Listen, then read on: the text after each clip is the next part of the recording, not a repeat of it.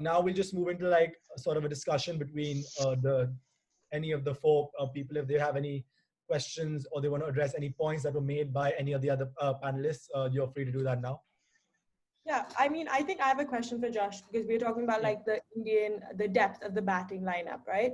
Mm-hmm. So in terms of the recent trade that they did with Rahane, do you think that was a good trade or a bad trade considering Rahane's knowledge of the game and Rahane's talent would really have helped their batting lineup? Wait, sorry guys, who did they get in place of Rahane? They got Markande and Tewatia. Okay, so honestly, Ahaan knows this. I'm not a really big fan of Tewatia. Like, I feel like he gets smashed all around the park. I don't even know why they traded that. So, did that trade. So that didn't make sense to me at all as a Rajasthan Royals fan. Of course, Rahane is one of Rajasthan's marquee players. He's been the face of our franchise for the last, I think, for most of the IPL ever since its beginning. So I would have been okay with trading Rahane if we got some better players or another batsman of like the Indian quality. Perhaps we could have got Dhawan. That would have been a really interesting trade as a Rajasthan Royals fan.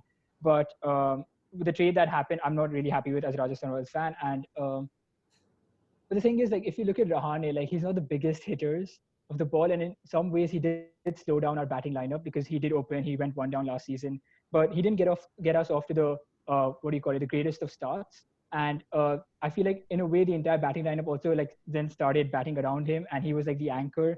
So I feel like now that we've got Jaiswal and Butler who are opening for us, and then you've got Samson as well, I feel like these are batsmen who can then play the natural game and attack and get us off to high and make use of the power play to get us big runs in the first 6 overs. So in that sense, it's good. And of course, we also got Markande, and I like Markande. I think he had a really good season in Mumbai Indians last IPL. So that could be a very interesting decision. So hoping that it turns out for the best. I think actually, could I add something to your point? Do you think that Jaiswal will end up playing for the first team for Rajasthan?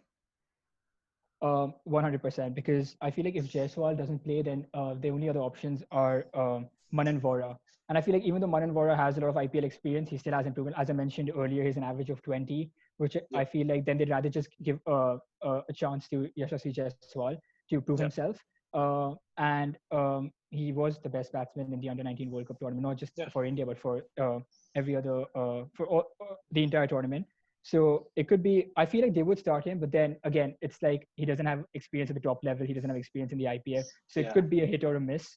Can't say. But I'm just hoping that it turns out that he becomes the next like Virat Kohli, the way that Virat Kohli is for RCB, he becomes the face of a franchise for the coming season. So, but I definitely feel that he deserves an opportunity in the starting lineup, and I feel like he should open with Butler, 100%. Yeah.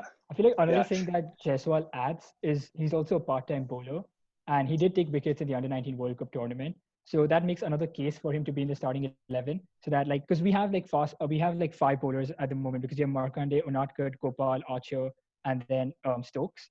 But I feel like both Yashasvi Jaiswal and Riyan Parag can give us those part-time bowling options, which can be used in case like one of the bowlers is getting smacked around the park. Like I'm not calling it an outfit, but so this could add good options to the team and could like help combat that diversity in the spinning options that we were talking about earlier. Yeah. Also, if I could add, which I think I pointed out earlier was actually a strength, but now that I've also got a question to either Jash or Kabir or Noor, whoever wants to answer it. Do you feel like, even though it is a strength that they've got the top 5 and 6 with the flexibility that they have, but sometimes do you think that a lot of those players are too similar to each other? So, for example, Smith, Uthappa, and let's say even Samson batting at 5 for me is a bit too low. But then if you put Samson at 3, then Smith batting at 5 or Uthappa batting at 5 for me is too low. So do you think there could be a problem of plenty at the top of the order? I think in T20 cricket, having strong hitters at this, even if they're even if you're confused where to put them, just having them as an option is really good, because you have to go big from the start, right? So you don't not in every game with all of them do like really well. So by having those options, you kind of give yourself kind of space. You know what? Let's say Josh Butler doesn't have a good opening to the IPL, right? Let's say, but we have Steve Smith at 3 and we have Sanju Samson at 4. I mean, I think that option gives them a lot of flexibility for a tournament like the IPL, you know?